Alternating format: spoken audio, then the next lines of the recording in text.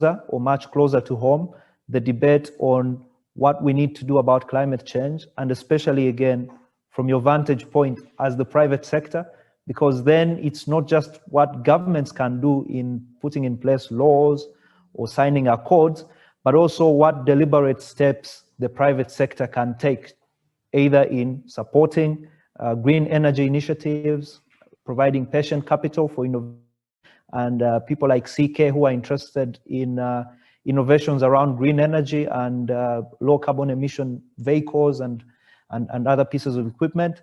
Do you think this is the year that we will see a turn within the African private sector?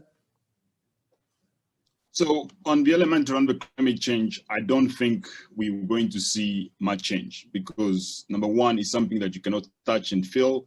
It is something which is elusive, so it makes it very difficult for individuals to actually think that, okay, I'm going to take action against climate change. In terms of what the private sector can do, we know that the continent needs to industrialize, and we cannot do industrialization the same way it was done in the past. Kenya has geothermal. There's a lot of renewable energies that exist on the continent. We've been blessed with abundance of that. The sun, for example. How do we use the new technology? How do we use renewable energy to power the transformation that we need to see on the continent for young people to actually have better and decent job? That's a key, I think, element in terms of how you resolve this element around the role of the private sector.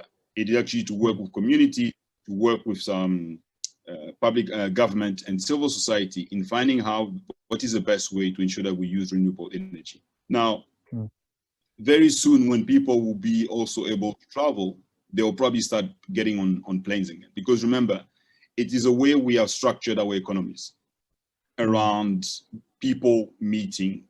The hotel, if we take the hotel business, people need to travel to go to the hotels. And you think about tourism, majority of tourism in Africa has not yet been geared towards the African consumer. So if we start to think about the African consumer being able to travel to different parts of the continent to visit, or even say, can we improve local tourism so that the distance that people fly to go to these places is not necessarily. Now, finally, in terms of what the private sector can do, there's an element around education. Ensuring that every employee of private sector organization understand what is the role in this climate change discussion and how can they, in their turn, educate their families, their communities, and so on and so forth. This week, for example, over the past 2 weeks, we've been focusing on non-communicable disease. And we had a series of conversation around diabetes, for example. There are things that I learned which makes me more knowledgeable about how I take care of my own health, but also the health of my community and the people that I interact with. Are we having conversation around climate change on the continent at a scale where young people start to pick that up as an issue? I've seen some activism in other parts of the world, but very limited on the continent.